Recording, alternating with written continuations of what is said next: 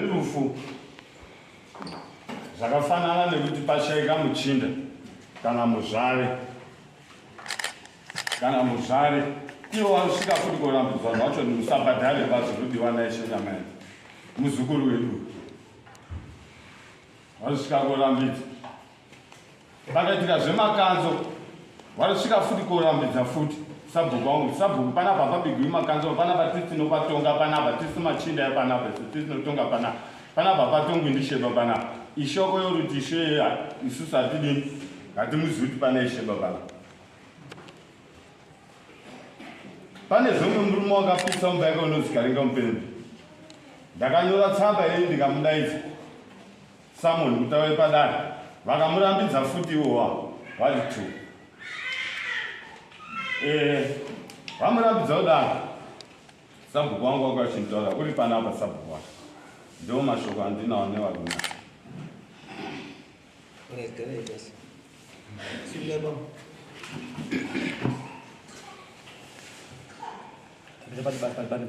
Mambo Mutasa University Nyamaende tutawaandisha ndisi hapa shimusi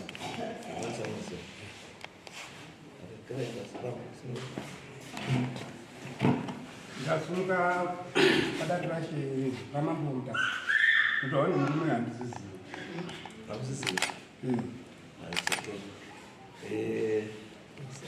Sabhuku waswari Wait.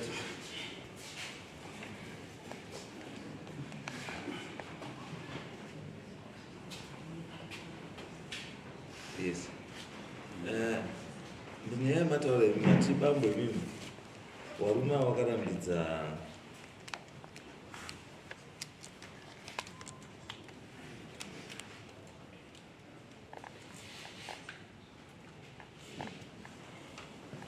Ora mzobhadhara development level mutero ndizvo zvese vanoti muri kudiwa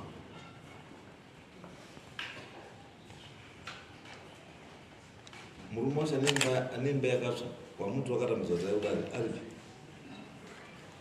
haana kuyaudari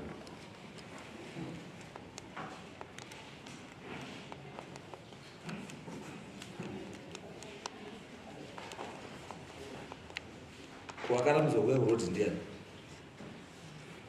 vanhu vakawanda vanoti tikavati ngatendei kurodi vanoti isisi hatibvumi kuti tiendesu rodi ndiyoga tirikugara kumachinda saka machinda anotiti usaende kupi kurodi kana machinda azoti tiende kurodi ndoti chazoenda kumarodi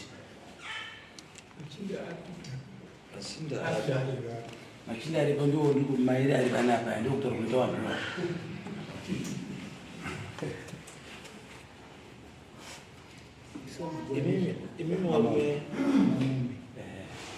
imimi warume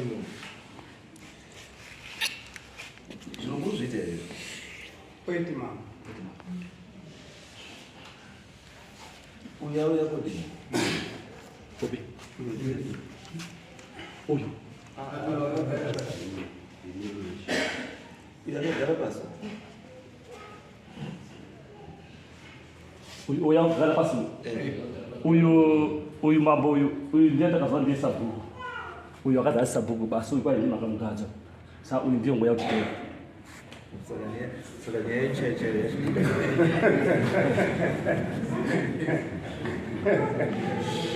saka ndo nyaya yecheche endo asiyo nyaya basi uyu ngotoya mari medu asi uyu ndakazva ndiye makadza mambo but uyu ngozi ndi sabhuku washe saka mune muzviwandirei muchinyeperana chokwadi chaicho nyaya incheche yazobuda nyaya inde yekuti muri kuti uyu asi sabhuku muna sabhuku wenyu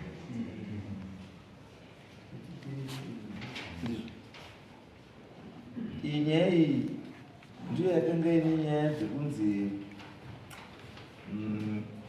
mukomana iwewe uchiziva une nyaya haukwani kuita sabhuku nenyaya dzekuti une ropa umwako wako yes ndikati chizviya ndikabvunza kuti nyaya yekufa kwandiani zviya ndisekuru ndisekuru zviya ndikati ndoda police report kuti payakaenda mapurisa yakanzi chii kumapurisa ndikazoti ndikuda futi clearance yake kubva kuCID ndikauya naye yekuti munhu yakaparare mhosva yamamusumuti ndiyakaita mhosva ndikauya naye mama then chisina kuuya ipolice report kuti nyaya pakafa sekuru nyaya yakaripotwa here because chinoti nyaya ipinde murecord yenational central intelligence bureau inofanira kunge yapinda mumarekodzi emapurisa kana isina kupinda mumarekodzi emapurisa it means kuti musystem inenge isimo saka nyange munhu akaenda koibvunzwa kwanosvika ikuti munhu ari clean because hainobva yaripotwa yakaripotwa here nyaya mapurisa my claim against this man nyaya yake yakaripotwa akatombovhariwa ainotongwa because munhu anga ari mumba akabva munhu ari mumba mapurisa bvamubata maneighborhood vamutora akabva aenda kwarume aenda kwada bvambovhari vabva azobuda ndozvanotora kuvharirwa nekubuda hazvitauri chinhu because munhu kana avharirwa handisi chinoti aburiswe isaidza mapurisa anenge aona kuti haana nyaya kana kuti aburiswa nebheo kana kuti anzi enda tichazokudaidza nemasamwa zvinoitika munzvimbo medu ndambozwa nyaya mufirst iwe pawakaziva vakavharirwa kumapurisa pawakabuda mapurisa akati chii mapurisa akanonditenda ati ndizine mhosva itinonga tazoona pori tichazokutora ndokuda kwandakangoita kuenda so meaning nyaya yaina upenyu ndakatoenda kakawanda ndakuenda kengomambo ndiaenda ndazava nditika hama dzangu dzaidzokera futi dziti mamboburitsirei ndichitowa futi ndichienda kumapurisa izwa pandopedza kutaura kukurutika kana mapurisa akati handiti tichakudaidza nemasamwa handiti kana nidi yachi yavo handiti it means kuti nyaya still under investigation pana pandakazoenda kukoti kwamutaya ichizi nyaya iyi hatisi kuona umbova zvakadini iwe buda ipendakangobuda ndatodini ndazvikuenda kukoti ndozvati kuda kezvo ndakambuda ndarienda kumba ndakaenda kukoti judgment yekoti iri kuti chii ndakangonzi buda uende nyaya yako hatisi kuona umbova hwakadini hwakakwana ndizvo ndakataurirwa ini kusvika nhasi judgment yacho iripi handina kuziva kuti inoda kufanira kuuya neni kana kuti inoya naye hakuna major zitanotora judgment muromo judgment ipamajor street haifi nemuromo ba ine paper inoratidza kuti case between niki judgment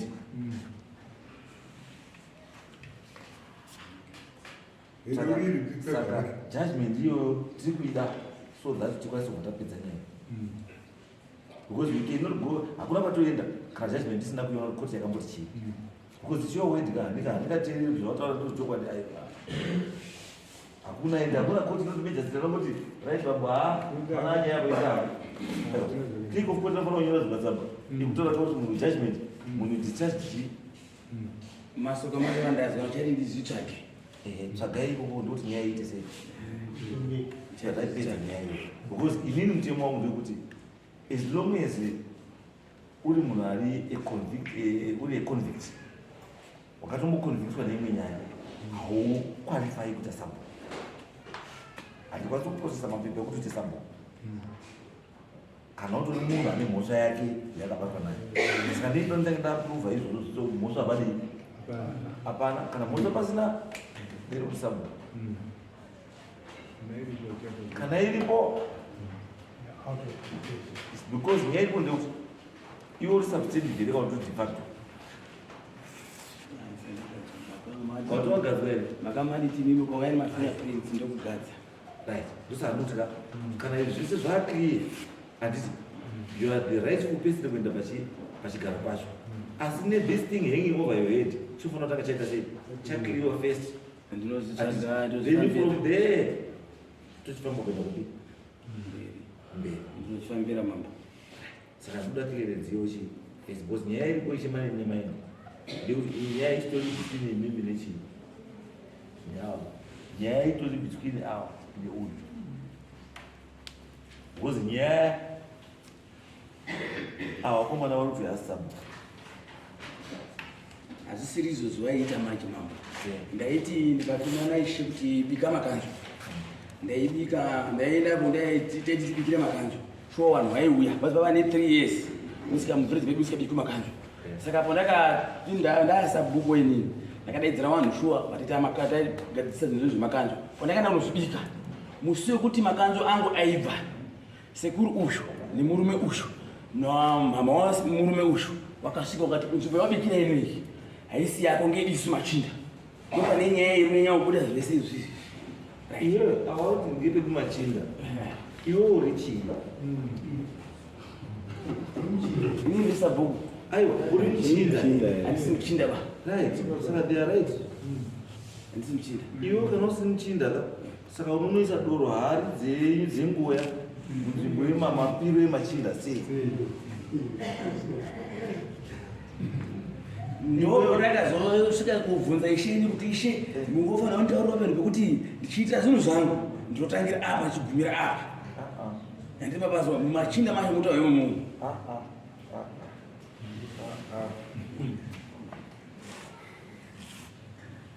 kana chiri doro rekupinda mbinga guru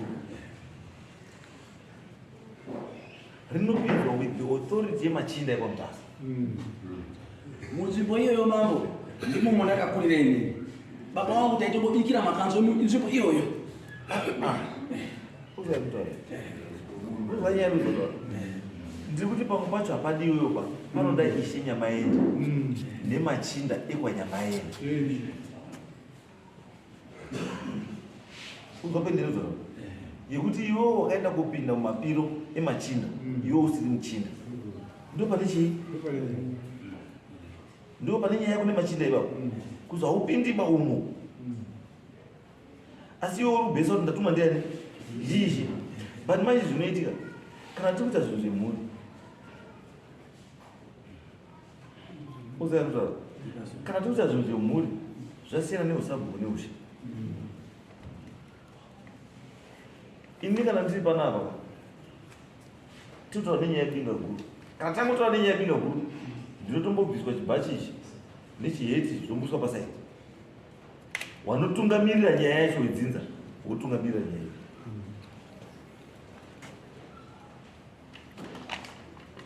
kuti ndiri mambo zvive kuti I'm in charge of zvinhu zvese zvakwaMutasa zvedzinza aiwa for now ndini spokesperson ndini ndakamirira mhuri asi kana paine zvokuda mhuri ndinoconsulta the relevant people ndiwo vanotitaurira zvekuita ini ndotedzera chii izvozvo because iwe haukwanisi kupinda mumapiro haukwanisi kupinda mumapiro ekwaManyamaende kana usiri Nyamaende akaudzwa kwenezvo kuti ndokunotangira hondo dzenyiko kuti because pauri unotsika iwe hapatsiki nemboya unotsikwa nemuzvari nemuchinda hatichazivi manje pamwe nekutonetsa kwakuita mvura uko ndimi vanogonzeresa because Nyamaende ndiro svikiro hombe remvura kwaMutasa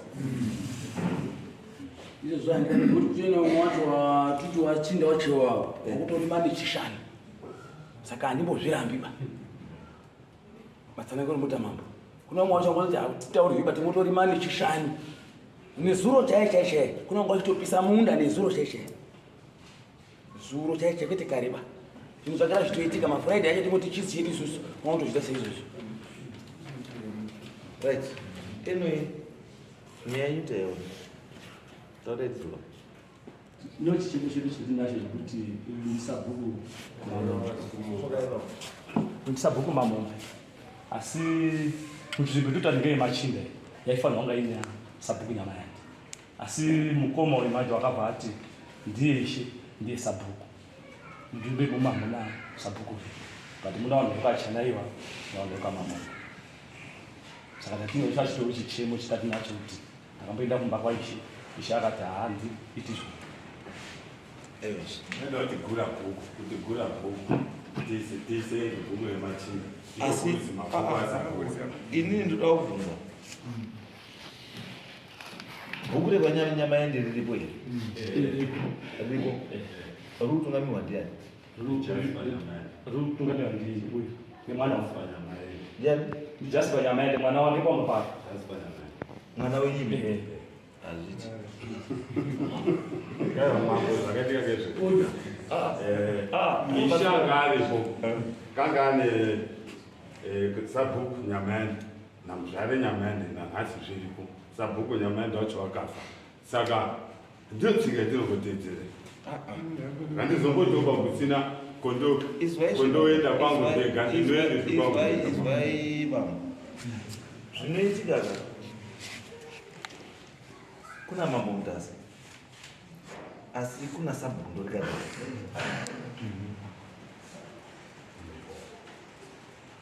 Handikati nekuti ndini mambo ndo ndinda Sabhuku ndorikada. Azviti ba. Ngatipane mukana.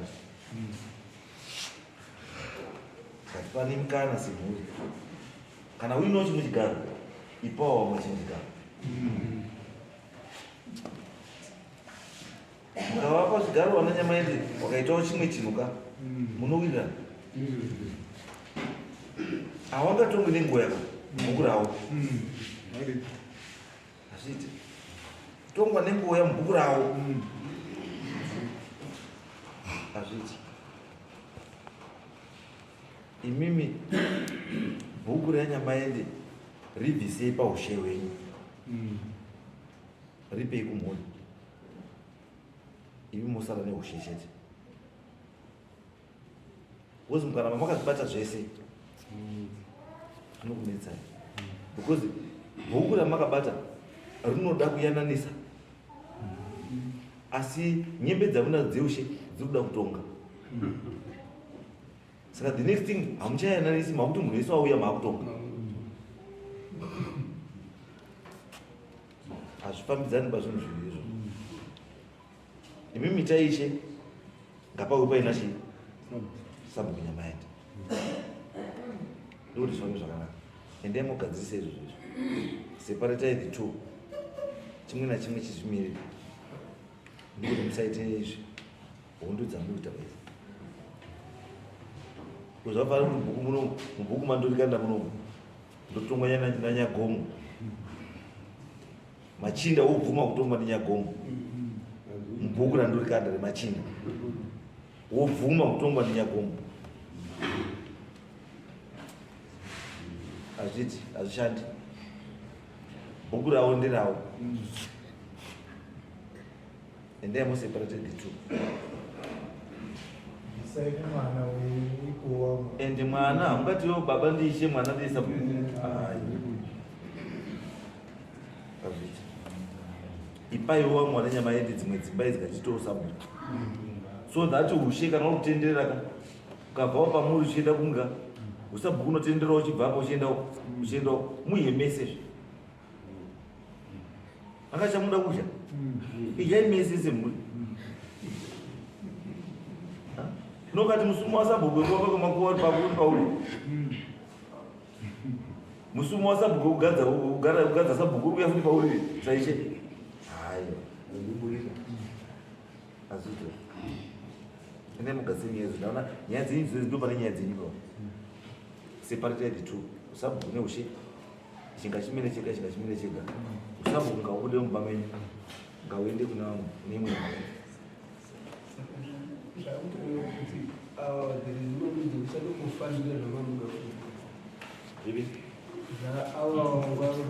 Because uyu kauyu bhuku raMamombe nderaNyamaende ise bhuku iri akasiyana.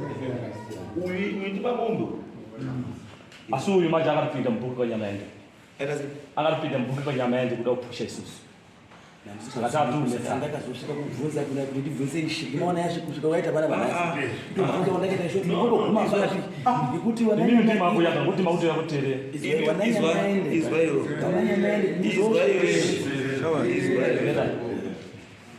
kana iwe uri kubhuku raMamombe saka waiziva kuti wara machinda mari dzemutero sei ndingati pakusina hakuna sabhuku Jasper uri kwachanayo kana chanayo Sabhuku Jasper uripo mambo ngawajekise chokwadi wana Nyamaende kuti kuruzwa Mamombe handitika kusaidire kwako kurubata Jasper Nyamaende kusaidire kwako papa mambo pakasiyana Mamombe wakagurana na Sabhuku na Chanayo Sabhuku Chanayo munomuziva mambo ndiye wakagurana na Mamombe rekwa Chanayo rine kubhinya road kuseva ndokune bhuku rekwa Nyamaende raJasper Prazi awarutizve bhuku ravo chero ravaitonga ngerekwa Chanayo bhuku ravo varuti hanzi baba yedu ndiyo wakapa Chanayo bhuku saka toda bhuku redu rekwani rekwa Chanayo kuti baba wavo chacha ndiye akapa bhuku vanhu rekwa Chanayo ane Sabhuku Chanayo izwaishe imimi ichozvo ichokwadi ichokwadi saka muri kuita kugadzisa nyaya yebhuku kana muchiziva kuti bhuku iroro ndekwa Nyamaende sei muri kurisiya riri kuna Chanayo isusu rekwa Nyamaende tinaro bhuku rekwa Nyamaende kuti ngera ne baba wavo kwaigara vacho ndiwo vari baba wavo ndiwo wakapa bhuku vane Chanayo vanozi Chanayo vanozi Chanayo kana muchitoiziva history gadzirisei kanyayo mugabozi musakani nezvinhu zvina basa ngekuti ini chaindinetsa kutaiti bhuku raMamombe kwacho handiti ndiko taindikazobva ndazibasi kumachinda saka ndakazosvika kunaizvo kuti ishe bhuku raMamombe chiromboguma vari handiti mazviona ndipo ndakazopangidza bhuku rinoguma apa handiti maona pandisaka muruzi ndemamombe vai nomuruzi mune machinyi futi mune machinda ndisaiwo futi ndikuti kana kuruzi awari machanayo handiti kwesini yako inokudzoka futi saka uri kuya kuwabvunza muchero sei wasina Mamombe kuruguma raMamombe naChanayo mambo kuizi pane nhume yemungotumwa aitoikure inofuka panapa nekurodhi kuti abva kutaro aiwa hausipindura mubvunzo ndati wati wari kwachanayiwa wari kwachanayo ava kune vanoti ipapo mira ipapo wari kubhuku ripi ava kwachanayiwa wari kubhuku rekwachanayo asi wari bhuku rekwaMamombe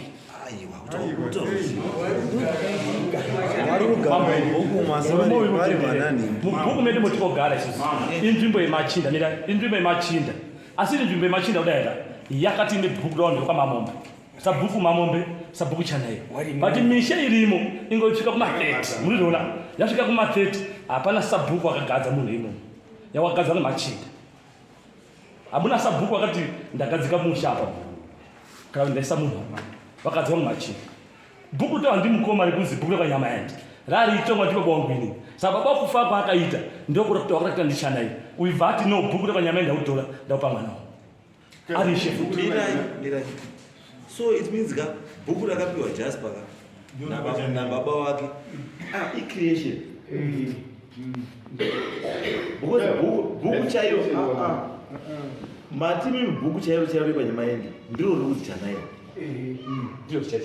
saka iri naJasper ruzi Nyamaende ngiripi hapana ishe usina bhuku rake kuna ishe Chikomba Sabhuku Chikomba ishe Nyamaende saumani izvo ndotozviziva nyangwe mambo chai hakuna mambo asina bhuku saka ndikuti bhuku chairo renyu remambo ndoriri kwaNyamaende asi iyi mhuri futi handiti yekwaNyamaende ino bhuku rayo handizvo ndozvazvinotaura ndosaka ndoti gadzirisai bhuku ravo ava rina Chanayo ridzoke kwavari bhuku ravo raNyamaende because vakafanira kupa muchena kuna John muchena kuna Henry muchena kuna wese masabhuku asi wari wanakwani wakamuchena saka zvimwe chete kwaNyamaende kunokwanisa kuita mabhuku aNyamaende 4 asi aine wanotonga wakadi wakasiyana asi wari wanakwani waNyamaende saka ndofanira kuti nyimi ishe gadzirai bhuku raNyamaende rakatorwa naChanayo ngaridzoke kwaNyamaende ndokuti hondo dzenisei dzipere idzi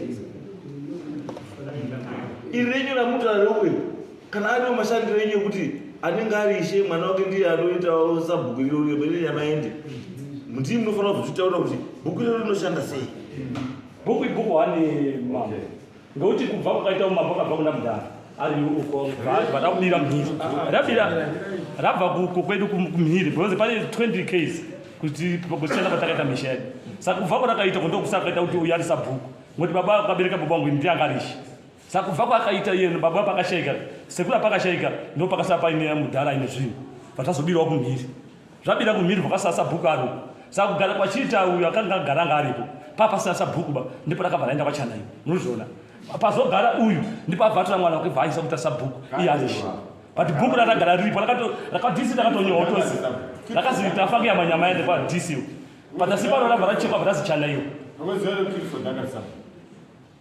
handisi saka chizo Clifford akasaba baba wacho angarishi asi takauya kakumba kwechiumu tikatipe iwo bhuku mukatandi sara muzero ndimuzvaro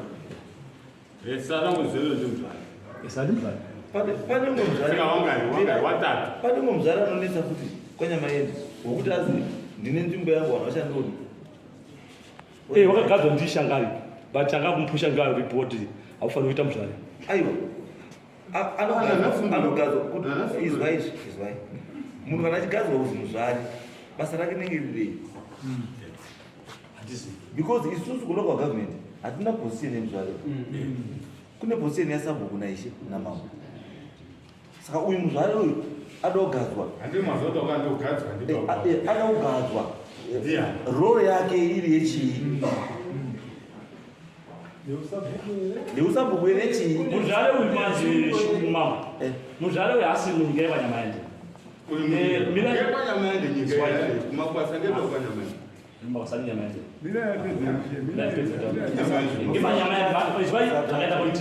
wakapana maposition saumani uri munyika yevaNyamaende muti mozvisa aibvapiwa position yako uku nzvimbo kurugara muzvaro inzvimbo yekwasaumani but yakaenda kupiwa position yekuzi yamuzvaro Nyamaende zvaizva kwakurukana tizvizivi kuti chaichaitika kuzwa kwandakangoti hangu gumba racho hatizivi zvakaita ngoiro wakarasa chinhu chawo kunzvimbo yeumwe unobva azipa apako paipa ndokuna muzvare mazauro wandakada kuzwa hangu aimboitwa pasuro kwacho because ndikuona kuti nyaya yemuzvare urambe chifisha stiri saka ndotiziva kuti muzvare uyu role yake muushe wekwaNyamaende imburi yei basa rake nderei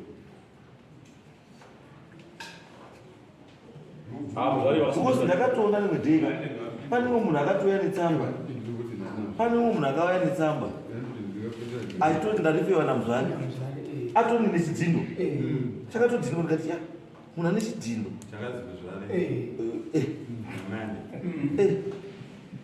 kukauya zvomwe muzvare samanga watoni nezvidzindo zvidzindo ndezvei zvokuti basa ravo nderei